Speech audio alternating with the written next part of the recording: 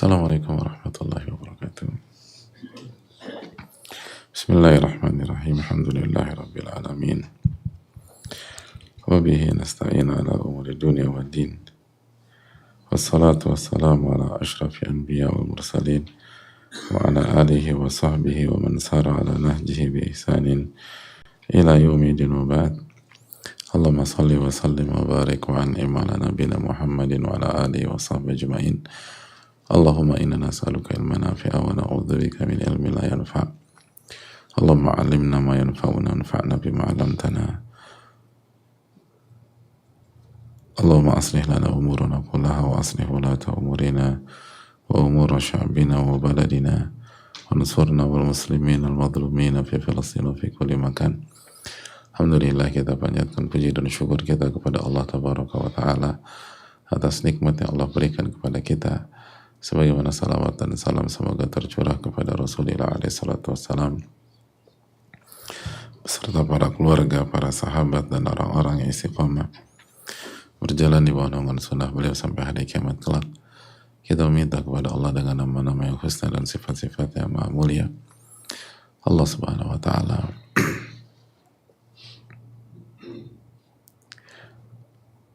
memberikan kita ilmu yang bermanfaat dan melindungi kita dari ilmu yang tidak bermanfaat. Allah Tabaraka wa Ta'ala memperbaiki urusan kita, urusan pemimpin-pemimpin kita, urusan rakyat dan bangsa kita.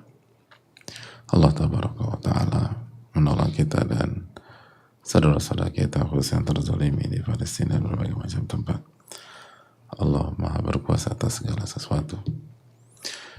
Alhamdulillah, kita kembali dipertemukan dengan hari Jumat, Sayyidul Ayyam, hari terbaik di setiap pekan, hari yang penuh dengan ibadah, sehingga jangan sampai kita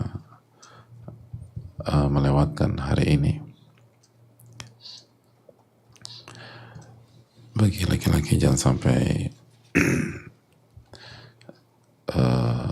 meluputkan salat Jumat dan perbanyak salawat pada hari ini. Allahumma salli wa sallim wa barik wa an'im ala nabiyina Muhammadin wa ala alihi wa sahbihi ajma'in. Dan mayoritas ulama menyarankan dan menyatakan disunahkan membaca surat Al-Kahfi, dan jangan lupa berdoa di akhir hari ini menjelang maghrib, sebagaimana perintah Nabi SAW, iltamisu, carilah waktu diijabahnya doa di waktu-waktu terakhir sebelum maghrib. Semoga Allah memberikan taufik kepada kita, amin ya rabbal alamin. Assalamualaikum warahmatullahi wabarakatuh. Waalaikumsalam warahmatullahi wabarakatuh. Kita buka sesi tanya jawab. Semoga Allah merahmati Imam Nawawi beserta keluarga, ustaz serta tim dan keluarga, amin ya rabbal alamin. Begitu juga bagi yang bertanya. Izin bertanya, Ustaz, saya ibu 2 anak yang usianya berdekatan 3 dan 4 tahun. Dan jujur saya sering sekali terpancing emosi kalau anak-anak sedang melakukan hal yang tidak saya suka. Bahkan saya bisa sampai mencubitnya atau kadang refleks memukul kalau sedang benar-benar kesal dengan tingkahnya. Apakah itu berdosa, Pak Ustaz? Dan bagaimana tipsnya agar tidak mudah marah? Karena kadang saya mudah marah dengan hal-hal kecil yang dilakukan anak-anak saya. Jujur saya tidak mau jadi ibu pemarah, tapi bagaimana kadang itu terjadi begitu saja. Suami juga tidak mengizinkan saya ke psikolog, jadi saya juga bingung harus bagaimana, jazakallahu khairan. Anak di usia 3 dan 4 tahun tidak boleh dipukul atau dicubit. Nabi SAW bersabda, wadribuhum 'alaiha wa hum abna'u 10 sinin. Pukullah anak di usia 10 tahun jika mereka tetap tidak mau sholat setelah diedukasi dan diajak secara persuasif selama 3 tahun dari usia 7. Dan itu pun juga pukulan yang diatur oleh agama, bukan pukulan ngasal dan seterusnya. Dan dampaknya besar. Dan nanti salah satu pihak yang akan terkena dampak buruknya adalah kita sendiri sebagai orang tua. Jadi ini hanya menanam mimpi buruk gitu. Panennya bukan sekarang, nanti. Dan kita yang paling kena getahnya biasanya secara pola. Apakah berdosa? Ya berdosa. Ini nggak amanat.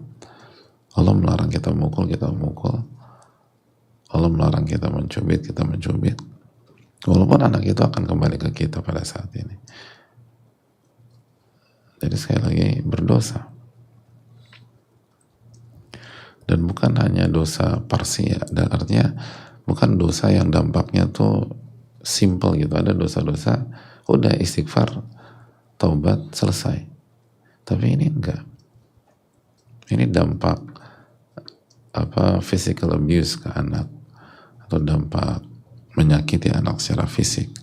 Itu dampaknya panjang dan bisa seumur hidup. Dan kalau anak akhirnya memiliki karakter yang buruk di kemudian hari, dan ketika dia dewasa khususnya, karakter buruk hasil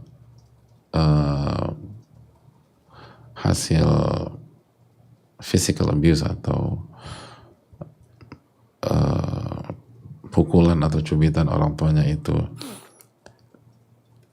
berdampak kepada pihak lain, maka orang tua pun harus bertanggung jawab di sisi Allah. Ini panjang urusan, bukan simpel. Kita harus sadar bahwa ini panjang urusan. Ini ngerusak karakter anak. Dan kalau pakarnya bicara lebih detail secara sains, ini lebih panjang lagi. Jadi bukan hal simpel, bukan hal kecil. Makanya kan dilarang. Dan kita harus sadar bahwa anak kecil itu nggak mendapatkan hukuman kalau dia melakukan dosa. Karena dia ghairu mukallaf, dia tidak dibebankan syariat. Jadi Allah aja nggak hukum dia, lalu bagaimana kita yang sama-sama manusia hukum dia secara fisik ya? Kecuali kalau hukuman edukasi atau mendidik, tapi bukan begini caranya. Dan tadi diakui bahwa ini bukan mendidik, ini emosi. Makanya kan pertanyaan saya suka terpancing. Kalau pendidik nggak terpancing, pendidik tahu apa yang harus dilakukan dan tahu porsi, tahu mengerti jumlah dan seterusnya. Dan masalah memukul, ulama sudah menjelaskan masalah ini panjang lebar. Berapa kali dan bagaimana tata caranya. Jadi barang siapa yang ingin, atau barang siapa yang mau memukul, dia harus baca, dia harus tahu ilmu mukul dulu. Bukan terpancing mukul atau ini. Ini urusan panjang dan luas. Makanya diatur secara detail oleh para ulama. Karena begitu overdosis, dampaknya kemana-mana. Dan karakter anak bisa rusak. Dan kalau karakter anak rusak, ada kemungkinan dia akan merusak orang lain juga. Dia akan merusak orang lain. Ketika jadi suami, dia bisa KDRT istrinya. Coba aja Pak, suami yang suka KDRT istri. Seringkali ada kaitannya dengan masa kecilnya. Atau kalau dia jadi ibu, ya dipukulin anaknya lagi. Sebagaimana dia dipukulin sama ibunya. Atau sama ayahnya. Dan ada panjang hal. Ini panjang urusan. Maka istighfar dan taubat kepada Allah Subhanahu wa taala. Dan itu tadi, seringkali yang sudah dilakukan itu sudah diperbaiki.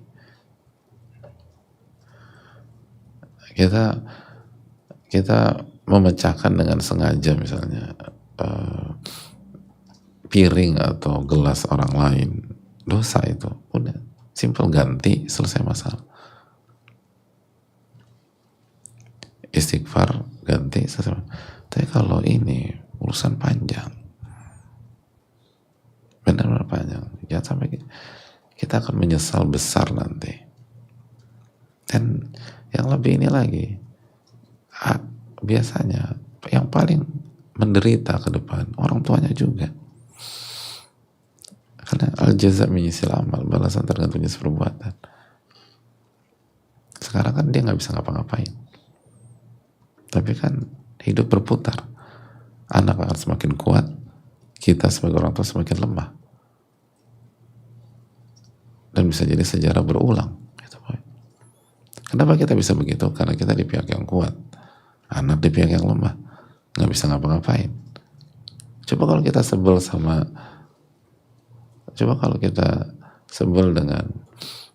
dengan dia nanti pada saat dia usia 20 tahun bisa kita main nyubit anak kita, nggak bisa. Kita bisa nyubit anak hari ini bukan hanya karena dia anak kita, tapi dia benar di titik yang sangat lemah sekarang. Makanya kita bisa nyubit. Karena banyak orang tua yang nyubit anak, dia udah nggak bisa nyubit lagi dengan anak yang sama ketika anaknya di usia 20 tahun, 21 tahun, 23 tahun. Nggak bisa. Karena anak yang sama. Karena kalau dia berani nyubit, dibalas sama anaknya. Ada banyak kasus kan anak sama ayah pukul-pukulan. Kenapa? Ya karena anak sudah dewasa. Udah 20-an tahun, bapaknya semakin tua. Bapaknya ke bawah, dulu suka mukulin anak. Iya dulu waktu anaknya usia 3 tahun, 4 tahun, 5 tahun SD. Anaknya bilang, sekarang peta berubah, Pak. Bapak serang aku, saya serang balik. Jadi ini bukan tentang, ini sebatas anak kita. Ini arogansi yang kuat gitu loh. Nah, sekali lagi, hidup itu berubah betil kal ayyamu nudawiluha bainan nas, kata Allah. Hari-hari itu akan kami putar di tengah-tengah manusia. Yang sekarang sangat kuat, besok jadi lemah. Dan yang sekarang lemah, besok jadi kuat. Dan hati-hati dengan kondisi itu. Itu dampaknya ke kita. Gimana belum kalau dia terapkan itu ke orang lain juga. Tanggung jawabnya tadi sisi Allah Subhanahu wa taala. Makanya bagaimana agar tidak jadi pemarah, apalagi pakai kontak fisik seperti ini? Kembali ke materi kita lah. Ini kurangnya rasa takut kepada Allah. Saya mau tanya, kira-kira kalau anak tetangga begini kita perilakukan dengan sama nggak? Anak kita bandel sama anak tetangga, yang kita pukul anak kita aja atau dua-duanya? Kenapa kita nggak pukul anak tetangga? Ya kita nggak mau bermasalah sama emaknya, sama bapaknya. Apalagi kalau orang tuanya orang kuat, nggak akan kita sentuh tuh anak. Nah kalau itu manusia, lalu bagaimana dengan Rabbul Alamin? Anak itu bukan milik kita, itu amanah dari Allah. Kita disuruh mendidik, menjaga dia dari api neraka. Nggak ada hak milik itu loh. Anak itu amanah. Kapanpun Allah ambil, Anda nggak bisa cegah. Karena itu bukan milik Anda dan bukan milik kita. Dan amanahnya adalah ku anfusakum wa ahlikum naro. Jagalah diri kalian dan keluarga kalian dari siksa api neraka. Maka jagalah diri Anda dan keluarga Anda, istri dan anak-anak dari api neraka. Jadi misinya adalah gimana jaga nih anak dari siksa api neraka itu. Bukan sebatas biar nggak badung, enggak. Atau biar nggak nakal, gimana jaga anak kita dari siksa api neraka. Itu yang sering kali kita lupa. Dan Allah akan tanya itu. Allah akan tanya itu.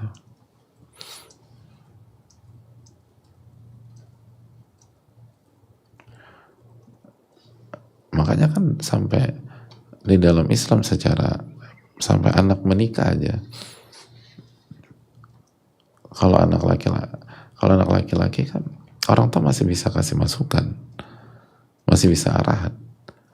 Bahkan kita lihat bagaimana Nabi Ibrahim alaihissalam mengatakan kepada Nabi Ismail, ganti palang pintumu, artinya ceraikan istrimu. Bukan intervensi, itu cara orang tua ngejaga anaknya dari siksa api neraka. Itu kalau anaknya laki-laki. Kalau anaknya perempuan lebih ketat lagi.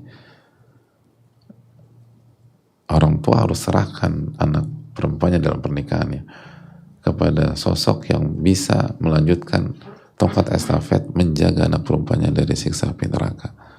Bukan cari suami yang kaya, bukan cari suami yang tampan, bukan cari suami yang punya status sosial yang tinggi tapi nggak bisa apa-apa dan justru bawa anak kita ke dalam api neraka.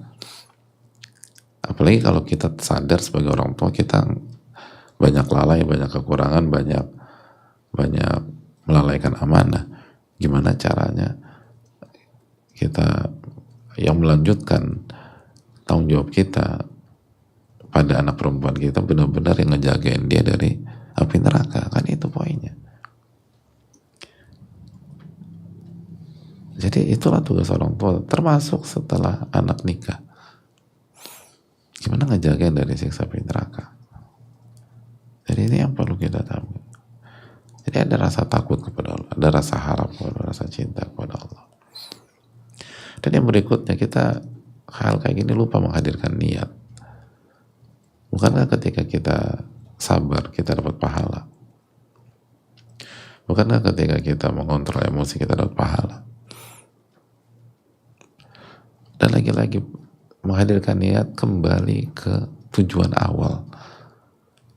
Kembali ke tujuan awal. Kita tuh sering lupa bahwa anak itu tujuannya adalah jaga dia dari api neraka. Jaga dia dari api neraka. Itu hal yang sangat penting. Kalau kita lalai menjalankan tugas ini, kita punya masalah besar di hari kiamat. Tapi kalau kita udah jagain dengan benar, dengan serius, dengan maksimal, tapi dia nggak mau, itu beda lagi seperti Nabi Nuh dan anaknya. Tapi kalau gara-gara kita, itu bahaya besar. Allah Ta'ala misal. Banyak istighfar, banyak taubat, dan berikanlah kasih sayang ke anak kita. Dan ingat tugas kita menjaga dia dari siksa api neraka. Makanya sampai pada titik pernikahan itu yang membedakan kita dengan kultur yang lain. Kultur sebagian pihak begitu 17 tahun bebas anaknya. Enggak, kita enggak.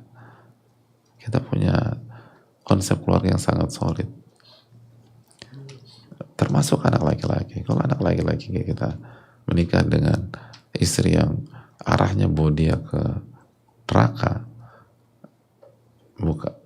bukan ke surga, orang tua bisa mengatakan tolong ceraikan dan cari yang lain. Itu anak laki-laki, gimana anak perempuan? Kalau anak perempuan jelas.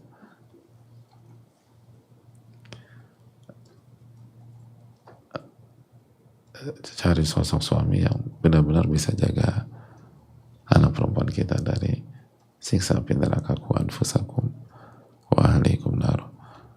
Syukur bisa memperbaiki kinerja kita sebagai orang tua. Syukur kinerjanya jauh lebih baik daripada kita sebagai orang tua, biar kita aman di hari kiamat. Paling nggak kan ketika Allah tanya, apa yang ini? Ya saya nikahkan anak saya dengan sosok yang tepat, udah aman. Atau saya carikan anak, atau saya kawal anak saya sehingga istrinya benar-benar baik dan mensupport dari siksa api, menjaga dari siksa api. Itu hal yang penting, hadirin. Wallahu ta'ala misal. Assalamualaikum warahmatullahi wabarakatuh. Waalaikumsalam warahmatullahi wabarakatuh. Semoga Allah memberikan rahmat dan hidayahnya kepada para ulama, Imam Nawawi, juga ustaz beserta keluarga dan seluruh umat muslim di dunia. Amin ya rabbal alamin. Wa iyyakum. Begitu juga bertanya. Izin bertanya, saya tinggal di Tangerang sejak tahun 2000-an.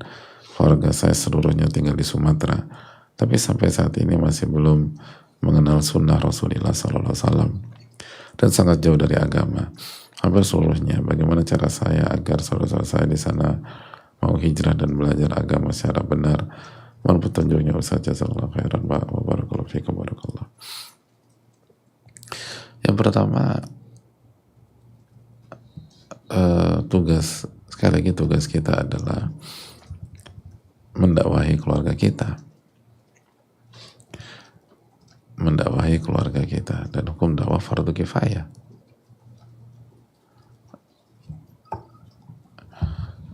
Dan tugas kita adalah berusaha, bukan menentukan hasil. Maka yang perlu kita lakukan yang pertama, mendoakan keluarga kita agar mereka dapat hidayah.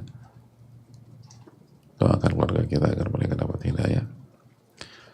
Lalu yang kedua,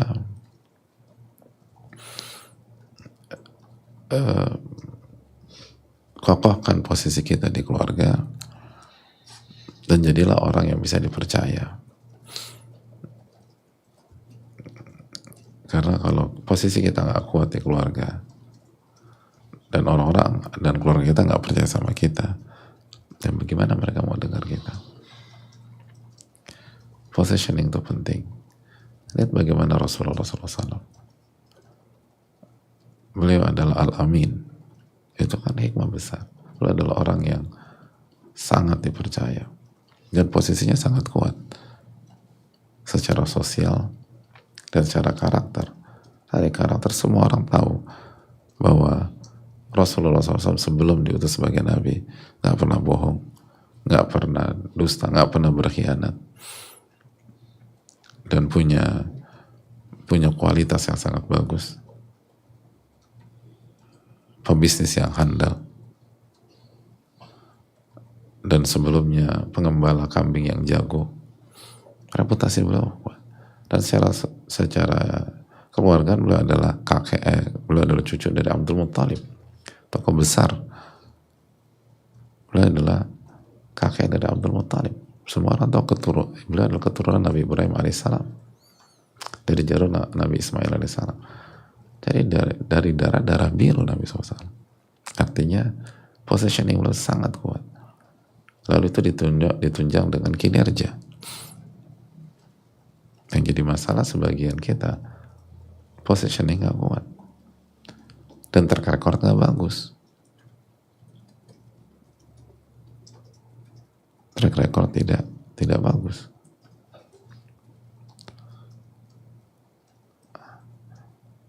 Nabi SAW gak pernah jadi mediocre. Lu selalu solid dalam segala sesuatu.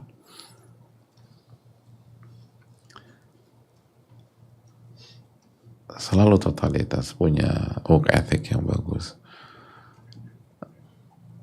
Kalau ngerjain sesuatu, mana kita baca belum dapat komplain dari orang atau ini di sana karena kinerja, nggak ada. Semua bagus. Itu pun masih banyak yang nggak mau terima ketika beliau berdakwah. Tapi sekali lagi, tapi di waktu yang sama, orang-orang yang punya fitrah, yang objektif, yang nggak mengikuti hawa nafsu, itu akan menerima karena tahu. Dan kuncinya adalah di positioning bagus dan sangat dipercaya. Nah itu, bangun hal tersebut, lalu dakwahi dan ajab. Wallahu ta'ala alam bisawab. Semoga Allah memberikan taufik kepada kita. Wassallallahu ala Muhammad wa ala alihi washabihi ajma'in. Subhanallah wa la ilaha illa anta astaghfiruka wa atubu ilaik. Assalamualaikum warahmatullahi wabarakatuh. Ada masa ketika rezeki terasa lapang dan ada saat ia terasa sempit. Maka saat terasa sempit, jangan berhenti memberi. Karena siapa yang memberi, Allah menggantikannya dengan balasan besar di dunia dan akhirat. Mulailah memberi atau bersedekah kepada yang terdekat, seperti keluarga, kerabat, hingga saudara jauh yang membutuhkan. Kita juga bisa bersedekah dan terlibat dalam perjuangan menebar kebaikan melalui beragam program serta operasional Yayasan Muhajir Peduli Indonesia yang insya Allah bermanfaat. Salurkan sedekah terbaik kita melalui